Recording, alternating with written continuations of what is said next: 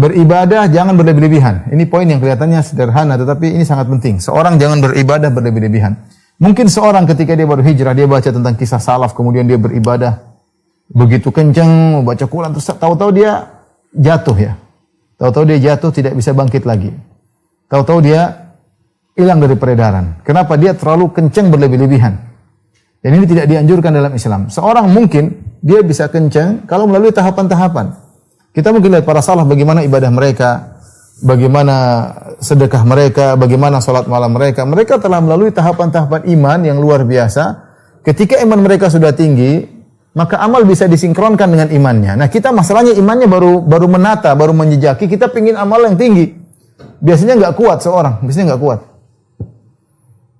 Ini jadi masalah. Mungkin seorang baca bagaimana kisah misalnya Abbad bin Bishr radhiyallahu ta'ala anhu.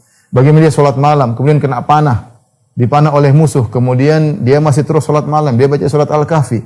Dipanah kedua kali, dia masih melanjutkan salat malamnya sampai 3 kali dipanah dan dia masih melanjutkan salat malamnya. Ketika ditanya, "Kenapa kok tidak berhenti salat?" "Saya sedang baca surat Al-Kahfi dan saya tidak ingin berhenti di tengah jalan." Ini siapa Abbad bin Bishr? Seorang sahabat yang imannya sudah tinggi. Ya. Dia sudah mencapai tahapan yang luar biasa. Ya. Sama seperti kita baca mungkin kisah Abu Bakar As-Siddiq radhiyallahu anhu yang mensedekahkan seluruh hartanya. Ya kita bilang kita enggak bisa seperti itu. Kalau ada yang memaksakan dirinya mensedekahkan seluruh hartanya, mungkin dia menyesal, mungkin dia ini, mungkin dia riya. Iman enggak kuat. Maka di antara cara untuk menjaga iman agar tidak futur di tengah jalan adalah beribadah sesuai dengan kemampuan, pelan-pelan.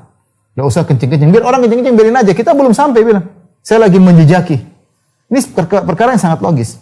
Karena kalau iman kita enggak kuat, amal kita tinggi, enggak sinkron, akhirnya kita terjatuh. Maksakan diri di luar kemampuan. Ya, dalam banyak hal seperti itu ya. Enggak mampu antum. Makanya Nabi SAW mengatakan, "Alaikum minal amali ma tutiqun." Lakukanlah amalan yang kalian mampu. Fa innallaha la yamalu hatta tamalu. Allah tidak bosan sampai kalian yang bosan. Jadi Nabi mengisyaratkan lakukan amalan yang kalian mampu, itu sesuai dengan kadar keimanan kalian. Jangan maksakan diri berlebih-lebihan.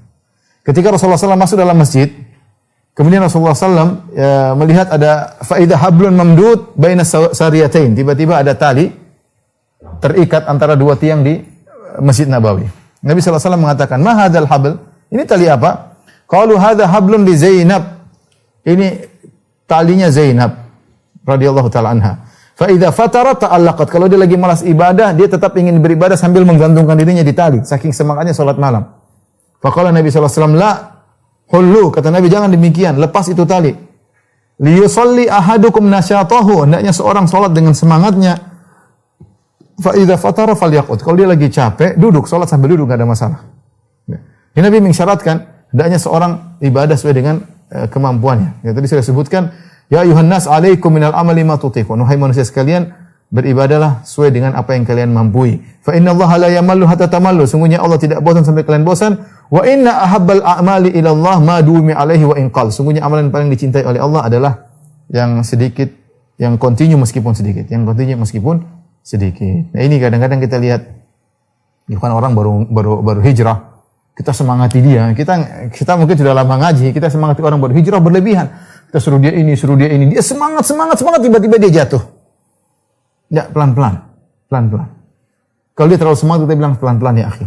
Pelan-pelan. Karena kita baru menata iman, menata ilmu. Ya.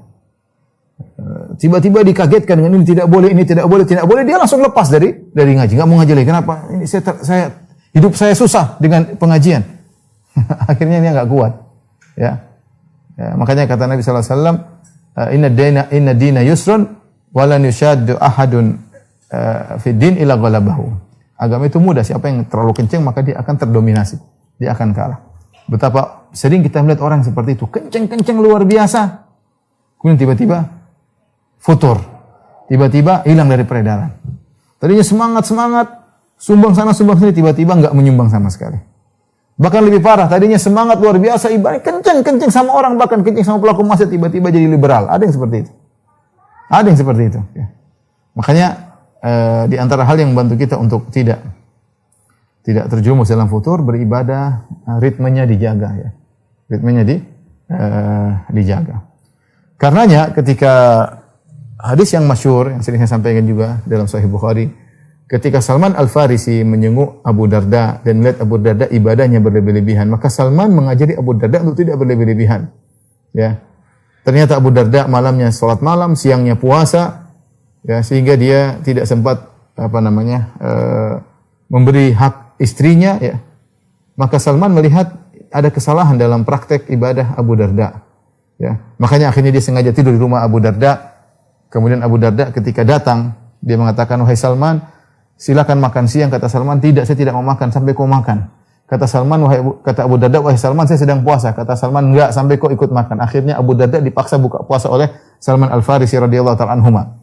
Kemudian Abu Darda pun ternyata Salman tidak pulang, kemudian Salman tidur bersama Abu Darda. Ketika di awal malam Abu Darda ingin bangun salat, kata Salman, "Belum saatnya." Ketika di tengah malam bangun lagi, kata Salman, "Belum saatnya." Ketika sudah lewat tengah malam, Abu Darda salat malam, bahkan dibangun oleh Salman. Kata Salman, "Saatnya kita salat malam." Baru kemudian Salman nasihati Abu Darda. Salman mengatakan, "Inna li rabbika 'alaika haqqan." Rabbmu punya hak. Wa li jasadika 'alaika haqqan. Jasadmu punya hak. Ya. Wa li zawrika 'alaika haqqan. Bahwasanya tamumu juga punya hak. Wa li ahlika 'alaika haqqan. Istrimu juga punya hak. Fa'ati kulli haqqin haqqah. Maka berikanlah masing-masing haknya.